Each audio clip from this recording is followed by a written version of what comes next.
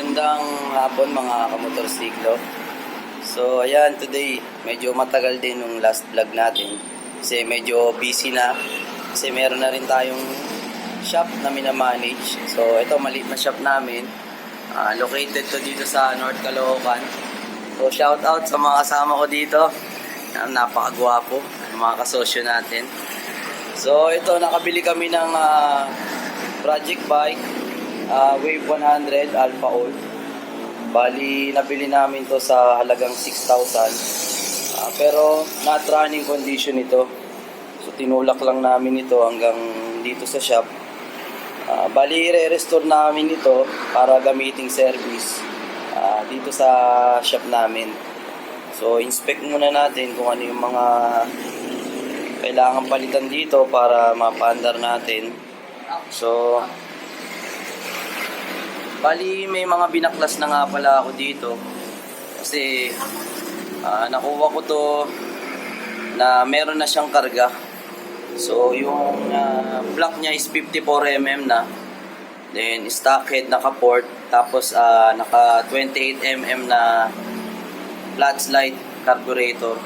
So dahil gagamitin niya ito as service, so mas maganda kung ibabalik to sa pure stock.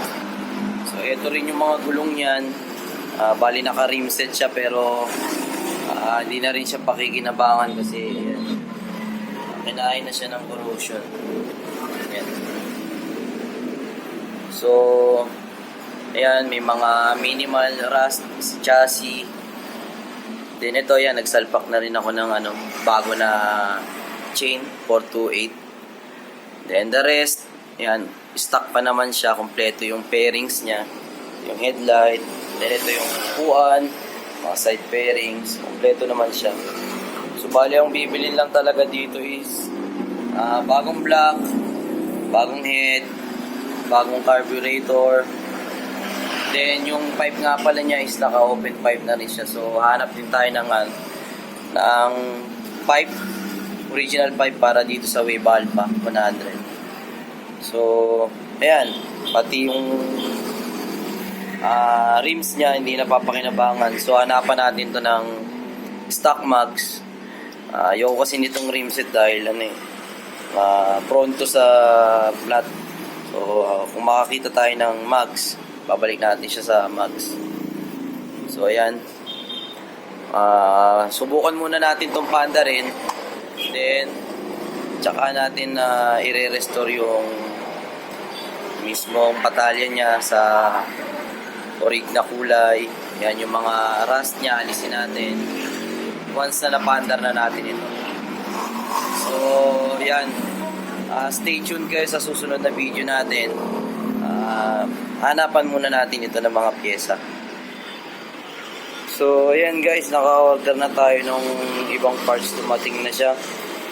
So ito, bali ito yung right hand switch para sa Wave Alpha, para ito sa push start kasi nawawala ito sa motor ko. Then CNC na standard block para sa Wave 100. Then Motaro standard head din pang Wave 100 sa RM110. So lahat ito na order ko sa Shopee. Bigyan ko na lang din pala kayo ng idea. Ito, nabili ko ito ng more or less nasa 100 pesos lang to eh. Then dito sa block is nasa 780 kung tama yung pagkaalala ko. Then yung cylinder head nasa more or less nasa 1,300 dito. Then nakabili na rin tayo ng mugs. Second hand lang siya natin nabili. So original ito for Wave 100 Daichi, made in Thailand. So rare mugs na ito, sakto-sakto. Gagamitin natin ito dito sa Wave Alpha.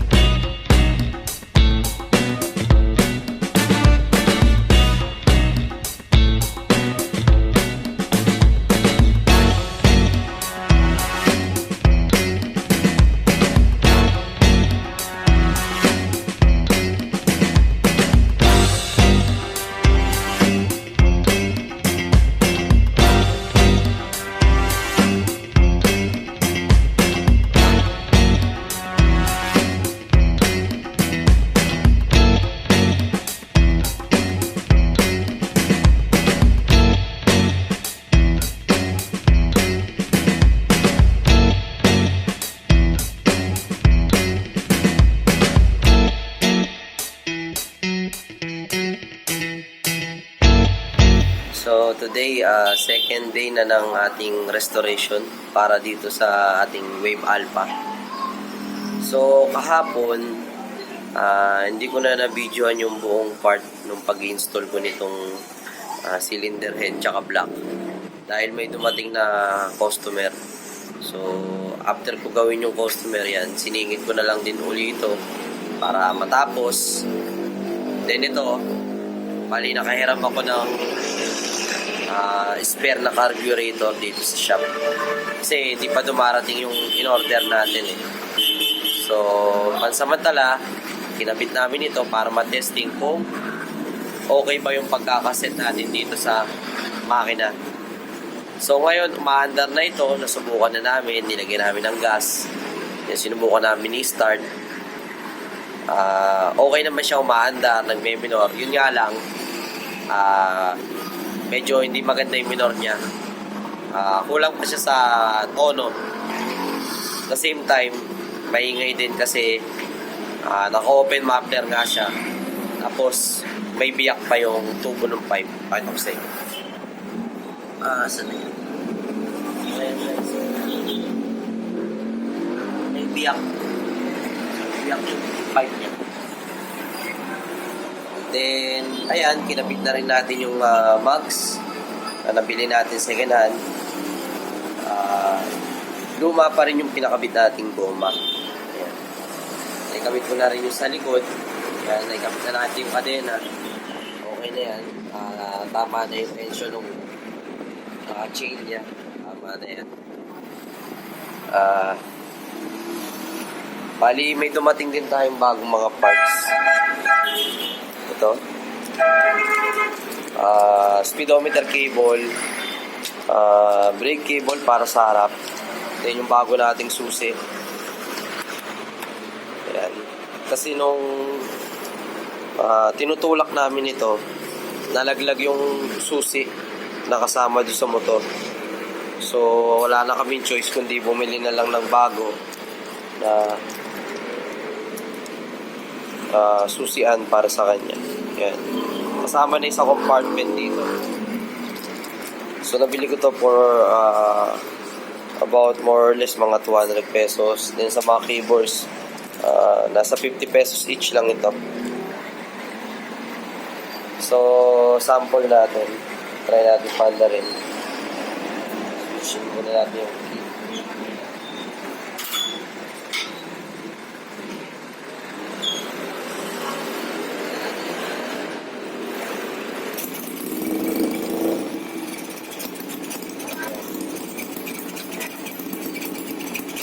Then guys, umaandar na siya. Hindi lang maganda yung minor. Patayin muna natin.